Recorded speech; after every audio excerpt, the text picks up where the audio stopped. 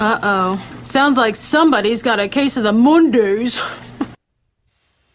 If one more person comes up to me on a Monday and says, Happy Monday, I'm gonna beat the fuck out of them.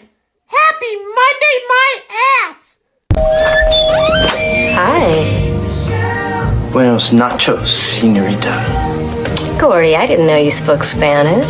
Yeah, I took it in high school. A bunch of times. Are you fluent? No. I feel fine. You're all under arrest for illegally crossing into the United States. With all due respect, you're making a mistake here. We're not coming into America. We're leaving.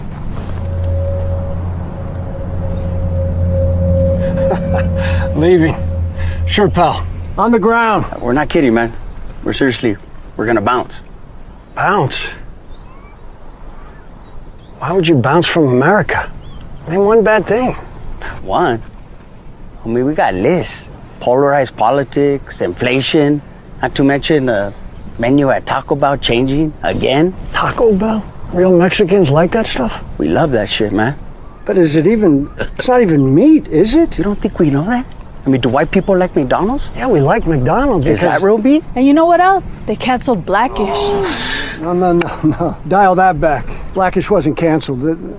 They chose to end that show. And there's a lot of great TV out there right now. I mean, you have Netflix and Disney Plus, Hulu. We all love Hulu. But other than that, man, there's too many options. You know, I hate when they change the icons and they try to trick you like, oh, it's a different show. It's the same fucking show, man. You know, it just gives me analysis paralysis. Is that Spanish? I want to go back to the motherland. We have 5 channels there. But they're all the same. You have old guys in hats like that, surrounded by hot bitches, and then a clown shows up. And you know what? That's the news. Do you see what's happening here? Mexicans, Americans, talking about streaming services. But you know where we're doing that? America. That's what George Washington was talking about. Well, you know what we talk about in Mexico? How to get the fuck out of Mexico. And Twitter. Pinche tweets. It's a sticky wicket for sure. You know, I was the only coyote with a blue check mark for years, man. Now, anybody can get one for $8 a month. So you all want to leave, huh? All of you. Even that guy? Yeah, dude, I'm over it. Right? Did you hear about the Olympic athlete who adopted 3 children? Mark, Seth, and Onya. One time there was a fire in the house and he shouted, Onya, Mark, get Seth and go. I think this guy is a genius. He really planned it all. You stupid American pronounce this pastry as croissant. Croissant. It is pronounced. What's the difference between a 4-year-old and a bag of cocaine? What? Eric Clapton would never let a bag of cocaine fall out a window.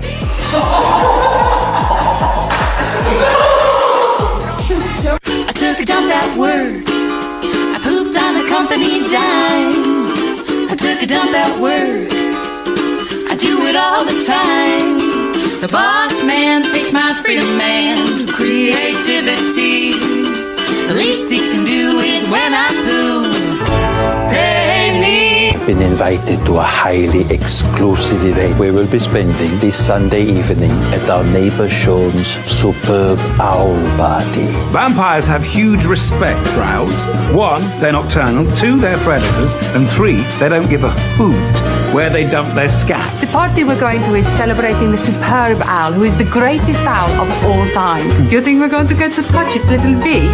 Depends what mood he's in. Yeah, I know it's a Super Bowl party, but I tried to correct them and they wouldn't listen. That's the owl's egg. Also, I didn't try all that hard. Remember, no killing at this superb owl party. Super Bowl. Out of respect for our good friend and host, Sean. Let me ask you something. When you come in on Monday and you're not feeling real well, does anyone ever say to you, sounds like someone has a case of the Mondays? No. No, man. Shit, no, man. I believe you get your ass kicked saying something like that, man. From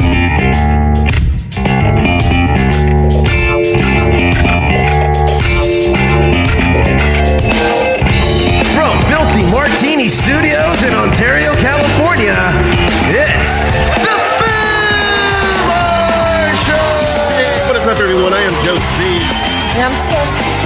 Thank you all so very much for listening to the Foos Bar Show. Remember to follow, like, and comment on our socials as @Foos Bar Show. That's FOO Bar Show. And listen at FOOBarshow.com or wherever you get your podcasts. And we'll keep fooing it up like a couple foos. Ain't that right, Steph? That's right. Steph, we're doing something a little different today. Yeah. Yeah, because we got home from the Super Bowl party and we couldn't podcast. We were inebriated. I don't even remember how we got home, but you were. I was fine. Oh, is that the story you're telling? You're welcome. Yeah, I'm over at my 95, just taking a small break here. Just so that we can quickly do a podcast and put one out for the day. But you are allotted a 15-minute break twice per your 8-hour business day. Yeah. Well, anyway, that's why I'm not all loud and rambunctious like I usually am. It's mainly going to be a Steph show. So why don't you take it from here, Steph? Me? That's a lot of pressure. The Steph show. Yeah. So what's up, Steph? How are you? How was your Super Bowl party or Superb Owl party? My Superb Owl? Yeah. It was fine. You know, went to Josh's house and loaded up on some food. Yeah, as that can be. Yeah. You know what? Actually, there was a lot of food. And it was a decent amount of food. Yeah. I made these stuffed like mozzarella balls, like with fresh garlic butter. Oh my God, it was delicious. It was one of those things where you had to get the whole clove of garlic, put some olive oil on it, wrap it in the foil, and then bake it in the oven to get nice and creamy. And then there's no way else to take it out but to squeeze the entire bulb of garlic into the butter. Oh my God, that's so satisfying. And it's so delicious too. Mm-hmm. Garlic butter. I spread that shit all over the dough filled with mozzarella. They were pretty good. Mm-hmm. Yeah. And then we went to Josh's pad. He's happy the Eagles won. So that's a thing right now. We all are. I'm happy the Chiefs lost. How about that? I'll give them that. Okay, that's fair. Yeah. We had the potluck going on too. Or we don't call it a potluck. We were gambling. We're not at your work. The squares. Oh, I almost had it too. All the Eagles needed to do was just get one last touchdown. Yeah, that's the point. And then I would have won. won. It was a shutout. The Chiefs didn't stand a chance at that second half. It was very satisfying. What'd you think of the halftime show? I liked it. It was a big FU to what is this? It's arch nemesis. Drake. Yeah. K-Dot really let Drake have it. He's probably going to get sued again. And it was kind of a middle finger to the establishment too. Kind of a lot of kind of metaphors throughout the entire thing. One thing that you noticed was Serena Williams was up there crip dancing. And, she's Drake's ex-girlfriend. So that's more of a middle finger to Drake. Yeah. Well, not only that, but she did that specific dance because she got in trouble for it when she was playing a match. Oh, yeah? It was like a victory dance or something. And she got in trouble for it. So she did that exact same thing there. Look at what I can do. Excellent. F you. Yeah. So, this week is all about Valentine's Day or, how some people say Valentine's Day. And you had some things to talk about there, Steph? Oh, yeah. We don't celebrate Valentine's Day. It's Valentine's Day every day at our house. Right. And you know what? I'm still waiting for you to ask me to be your Valentine. That's not happening. Please tell the listeners how this conversation came about. So I have a friend who's been dating this guy. She's not young. How old did you say she is? She's 32. Yeah. Has been dating this guy for 5 months. And, last week we were talking about their relationship and she's like, you know what? Valentine's Day is next week and he still hasn't asked me to be my Valentine's. And I was like, well, I've been with my guy for, very, very long time. And I don't think he ever has or will ask me. So don't get your hopes up. And what was her reaction to that? She was just like, I don't know, this boy's on thin ice or something like that. Something to that effect. Wow. But like she was serious, right? Yeah. Like, we're going to have to sit down and talk about this situation here. And then, what did I say? She needs to chill out. She needs to chill the fuck out. Yeah, I don't know. I mean, I told her the same, right? You know, some guys don't get it, and they never will. You went to her side? I mean, not fully. Oh my God, you're part of the problem, Steph. No, I'm not part of the problem. Okay. Anyway, she needs to chill the fuck out. I mean, nobody who's over the age of 17, and that's being generous, should be expecting their significant other to ask them to be their Valentine. It's just not a thing. So it's very juvenile. Very thing. juvenile. Yes. Okay. All right. I'm fully expecting a gift, though. I thought you said no gift. Just saying. And then I pointed out that trash panda Valentine's Day balloon. You want a raccoon balloon? It's my spirit animal. Uh-huh. Anyway, I got some trivia for you. You have trivia. Yeah, all right. Go for it. It says easy Valentine's trivia questions. Yeah, let's see. About that? Let's see. Oh my God, this really is easy. Okay, name the most popular Valentine's Day activity. Go to dinner? Correct. Oh, okay. Let's see. What culturally new holiday is celebrated on February 13th to celebrate non-romantic relationships? Oh, what's it called? Singles Awareness Day? No, it's called Galentine's Day. Oh, why? Singles Awareness Day is Valentine's Day. Oh, okay. That's right. But I don't know why the girls decided that they were going to celebrate on February 13th. Even though the 14th is a day for them anyway. They're just greedy. Yeah, I guess. Who is the unofficial patron saint of love? Patron saint? Wouldn't it be Saint Valentine? Yeah, this is really easy. You didn't vet these questions, did you? No, I just picked the 100 fun Valentine's Day trivia. For fuck's sake, Steph. Who receives the most Valentine's Day cards? Like women. Just think about like profession, I guess. Profession. Is mom a profession? Some would argue yes, but teachers receive the most Valentine's Day that makes sense. Well, it's because they have kids that are making them right in front of them. Makes sense. Let's see. Oh my God. All right, let's just skip. I don't like these ones. These are too easy. How did you think this was going to go, Steph, when you didn't vet the questions? How did you? I'm just curious. I'm just curious. Right. I just wanted to see how it would go. Anyway, let's move on to Valentine's Day statistics. Okay. Let's see.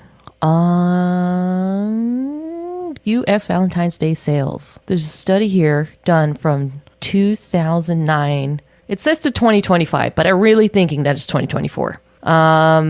Guess how much in U.S. dollars is expected to be spent for Valentine's Day? A couple $1 billion. Ooh, I'm in billions. Yes. How much? 27.5 billion U.S. dollars. 27? Just for Valentine's Day. 27.5. Mm-hmm. That's crazy. Why? But why? And that's up. That is up $1.6 billion from 2023. Wow. Okay. Insane. Okay. Mm-hmm. Plans to celebrate Valentine's Day among people in the United States in 2023 by age group. I think this is the most recent statistics we have. When asked how they would celebrate Valentine's Day in 2023, respondents in the U.S. were less likely to have plans the older they got. About 3/4 of Americans aged 18 to 24 years had Valentine's Day plans, while the same could only be said for about 1/3 of those over the age of 55. Yeah, because it's a stupid holiday. Anyway, we will be going out to dinner. We are? Oh my God. Yes, we actually have plans. Where? We're going to not at a restaurant. God, that's a nightmare. You were panicking. Like, no, we're not. No, we're not. What do you mean? What do you mean? I would. Yeah. No, that's a nightmare situation there. Yes, we're going to our friend's house and they're making dinner and we're going to enjoy Valentine's Day with them. Yeah, which is way less of a nightmare than going out to a restaurant. You not only that, but like if we were to go to a fancy restaurant, we'd probably have to pay for parking. Like the other day we were supposed to go to Universal Studios and we're just like, I don't want to pay for parking. Yeah, and half of we weren't going to go to Universal Studios. We were just going to go to City Walk. City Walk. We're Yeah. at City Walk. Yeah, but like half City Walk is closed for renovation. So it's like, what would we do? Right. Mm-hmm. Anyway, thank you and for allowing me to partake in the Steph show today. Okay. That's all I have for you now. Excellent. Let's move on to I guess just one of the more popular segments that has been, on the show here. Here's what I would do. Man, see, like, you don't even know, man. It's like you're born into this world, man. And you got it's like this, man, the dust and the wind, man. Or like the dang old candle in the wind, man. It don't matter, man. It's all the oldies, old time. You know what I think, man? Like that dang old, I think, therefore you are, man. Well, that's what we tell ourselves, isn't it, Boomhauer?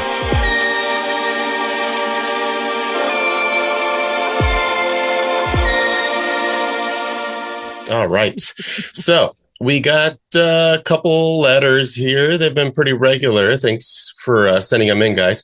This one's from a guy. Hey, Joe and Steph. What's up, guys? Love the show. I listen every week from Fullerton. Figured I'd take your advice and give you the full ASL rundown. Oh, somebody heard the last episode. I'm 29, male, and obviously in Fullerton. Here's my situation. I've been dating my girlfriend, 28, female, for almost 3 years now, and everything is great except for one thing. She still talks to her ex a lot. At first, I told myself I was cool with it because they were together for a long time and stayed friends. But over time, it started to bother me more. She texts him almost daily. They grab coffee every now and then, and he calls her when he's going through stuff. I brought it up once. She got defensive, saying I have nothing to worry about and that they're strictly friends. I trust her, but I don't trust him. The dude is single, always venting to her about his life, and I feel like he's just waiting for an opening. Am I being insecure, or do I have the right to set some boundaries here? How do I handle this without looking like the jealous boyfriend? Thanks, Adrian in Fullerton. Thanks, Adrian. How would you handle that situation? How would I handle? I mean, I would just. It's different because, we're married, but I guess I would probably treat it the same way when we were still dating. Well, right. Because historically, I have a lot of guy friends. So you had to know who they were and kind of vet them. Yeah. Yeah, I did. But if it was something egregious like this, I would first ask you to stop. If you got defensive, I would get a little suspicious as to why are you getting so defensive? You're not with him. He's hitting you up for everything. And he's an ex. And that's kind of the red flag right there. It doesn't say here how long they were dating. A long time is a long time for some people. If that even makes any sense. Yeah. But at a certain point, because there is lines that could be crossed that a guy would do. It's not the right thing, which is contact him directly. Just say, hey, man, stop talking to my girl. But, if you're going to be with someone, I always thought that it was right for you to just communicate with your partner. And if the partner still didn't respect those wishes, because this seems pretty even keel. This doesn't seem like it's out of line. It seems pretty reasonable, at least to ask, hey, what's with all this back and forth with your ex? Can you cut it out? And if there's resistance, if she then starts a fight because you're even asking, that's a big red flag. So, from the context of the message, it almost seems like she is communicating hey, this guy's still talking to me. She's not really holding back her conversations with the ex. So it seems like it's a pretty open situation. We don't know that. I guess. It could be. That's true. It could be her phone going off regularly and it's his name on the text messages or on the phone, Yeah. And it's just kind of one thing that he's noticing. And he's just what the hell's going on here? And yeah, to me, he's looking for an opening. He's waiting for that opening. So if you guys end up breaking up, do not be surprised if they get back together. That's all I'm saying. It wouldn't hurt to have that conversation with the guy too. You think so? Yeah. That's not crossing a certain line if you're the girlfriend? If they are all maybe in the same room. How often is that going to happen? No, I don't know. Like, you don't want to just text the guy. Yeah, you would. But is it the right thing to do? That's kind of what I was saying. No, I don't know. Seems like the guy would just double down if it was like a text message. Guess what your boyfriend did? He texted me, told me to stay away from you, blah, blah, blah, blah, blah. Instead of like, in person. It's like, hey, man, I think you should move on type of situation in person. If you're afforded that luxury of being in the same room with the guy, but I don't know. Not to me. I mean, the text message doesn't have to be mean. He may perceive it as such, but that's up to him. That's his problem. But then again, that's not a route that I personally would take unless it just became super egregious, where it's just like this guy's openly going for your girlfriend. Yeah. Or tell the girlfriend, like, set some boundaries. Yeah. That's a rough one. It kind of depends on how long you guys have been together. Did it say here? 3 years almost. Yeah. That's a decent amount of time. So what is the cutoff then? Like, if he asks her to cool it and she says no, and this guy, and then they start going out for coffee, they go out for like dates pretty much. You don't know what's happening. But no, that's why you got to insert yourself into those coffee dates. You're like, hey, I'm going to go with you. No. Chaperoned. No. Chaperone visits. No. You shouldn't have to do that. You shouldn't have to do that. No, this is ridiculous. I am saying it was a great 3 years. If she's giving you resistance, it's the least. It's disrespectful. I always thought it's super disrespectful. Yeah. So if she doesn't respect you, you don't need her. That's what I'm saying. You can get out. You can get out. All right. I mean, okay. Right. Hopefully she's just like, I could see, because you can put yourself in her position when you talk to her and say, hey, well, how would you like it if an ex started hitting me up at the same frequency that your ex is hitting you up for every little thing? Wouldn't you think it's weird? Yeah. That's kind of where I'm coming from. And you can say it like that, see what she says. And if she's saying that not the same because they're going to try to get defensive, then say, just be cool. Just be cool. Don't get mad. Don't raise your voice, but just be like sincere and be like, hey man, this is not cool. Right. Okay. Yeah. It's fair. Yeah. All right. Well, good luck. The second one is from a woman. Hey, Foos, longtime listener, first time writer. Love what you guys do. Here's my ASL, 35 female, and I live in Ontario. Her name is Melissa. I've been married to my husband, 38 male, for 6 years. And for the most part, we have a solid relationship. But lately, I've been playing second fiddle to his gaming addiction. Ooh. He's always been into video games, which was never a problem before. But in the last year, it's gotten bad. He comes from work, hops on his console, and that's pretty much the rest of the night. On weekends, forget it. He'll game for like 10 plus hours straight, barely speaking to me unless it's to ask for dinner or what's for dinner. I tried talking to him about it, but he just laughs it off and says, at least I'm not out at the bars or doing something shady. He doesn't see how disconnected we've become, and I don't know how much longer I can take feeling like a background character in my own marriage.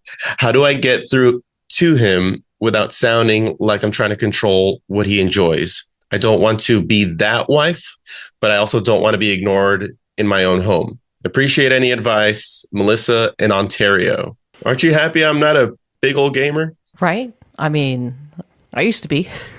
Yeah, but not to this extent. Like this guy, he's 38 and that's all he does. And his excuse for it is, at least I'm not being shady at the bars, which is also good, but it doesn't excuse the fact that he's just absent. Right. What would you do? It's one of those things where you have to try to spin the story not spin the story, but if you need him to do anything like with you around the house, it's one of those things where you kind of have to make it seem like it's his idea. Okay. Yeah, maybe. Or you can like ease into the gameplay. I don't know if that's even an option for you. There are a lot of 2-player games like specifically targeted for couples. There's short games that you might be able to do. But that is an excessively long time. That's a lot. On the system. It doesn't say here that they have kids, but I got to figure Melissa would have said that they did. That would be a whole nother thing. Like now you're just neglecting your kids. on top Yeah. of your wife. Because, I mean, there's really no productivity there. Mm-hmm. And the only person he's really satisfying is himself. So that's like a one-sided relationship. And I don't really think that's fair. Yeah. So what would you do? So there's different ways that I would approach the situation. One of them would be to introduce maybe like gameplay with each other for a certain amount of time. Like, hey, I heard about this game. Let's try it together and see how you interact with each other. And then from there, you can try to pull him out of it. Or you can just go like, hey, this is getting out of hand. This is what's been happening 10 hours a day. I can't get you to do anything else. And like, I'm not here to just like serve you. This is a two-person relationship. What if she told his mom? Oh, like, oh, shit. I need help. This is what he's doing or not doing. Well, if the mom needs to get involved, like we discussed a couple weeks ago, then he's still not valuing her as an important person in his life, right? That's a fair point. Because the mom holds a higher standard to him rather than his wife. Well, I guess where I'm coming from is... He would listen to his mom over his wife.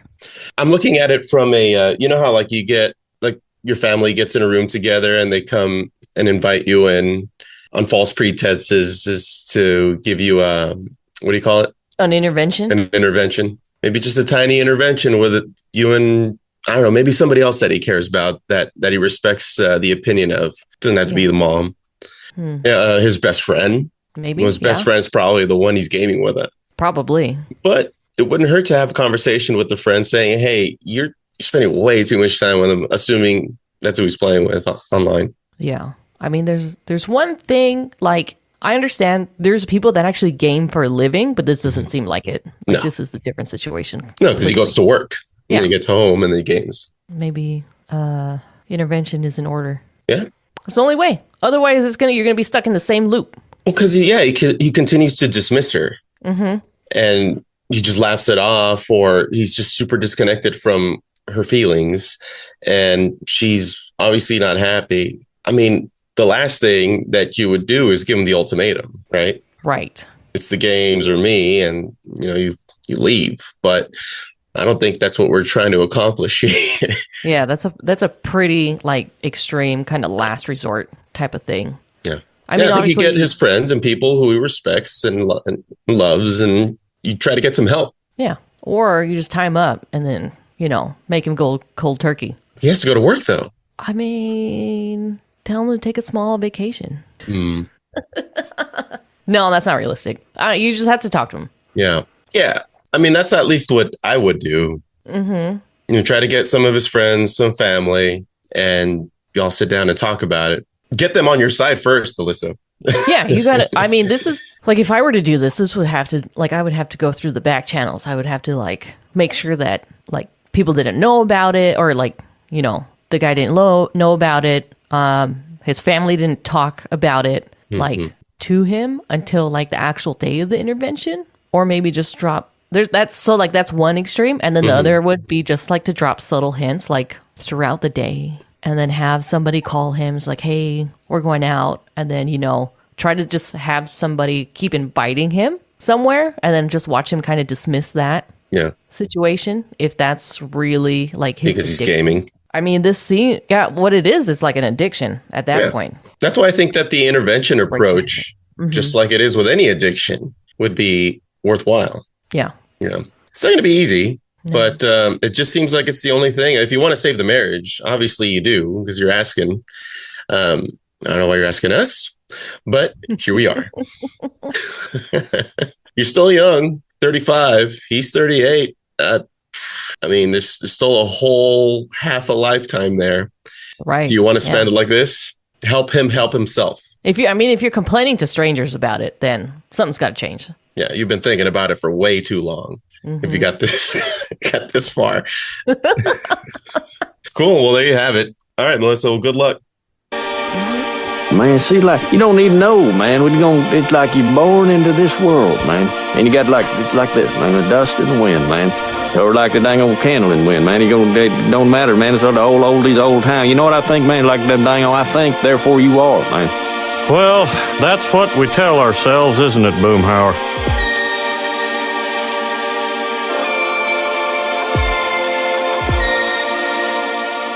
All right, is that going to do it, Steph? I think that's it. Yeah. Let's let's try not to do this again. This was awkward. This is really awkward. I hate the delay, the audio delay that you get through these Zoom calls. Yeah. It's better than nothing. Yeah. Yep. I don't know. It just seems like we're really disconnected, and it feels more like we're in a meeting. Well, yeah, we're in a Zoom meeting. I can't be my usual loud self because, there's people working around me here. Mm-hmm. So I'm sorry. I'm not. Okay. You get what you get. You do, everybody. All right. Well, thank you all so very much for listening to the Foo Bar Show. Remember to follow, like, and comment on our socials as at Foo Bar Show. That's FOO Bar Show. And listen at FOOBarshow.com or wherever you get your podcasts. And we'll keep fooing it up like a couple of foos. Now, where's my... I've been Josie. And I'm Steph. Signing off saying, go be it.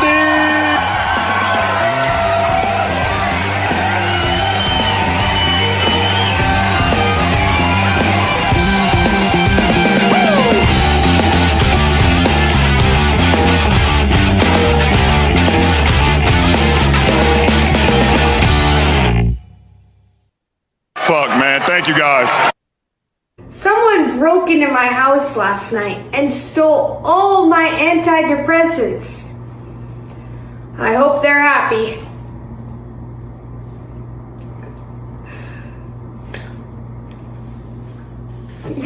Hell yeah.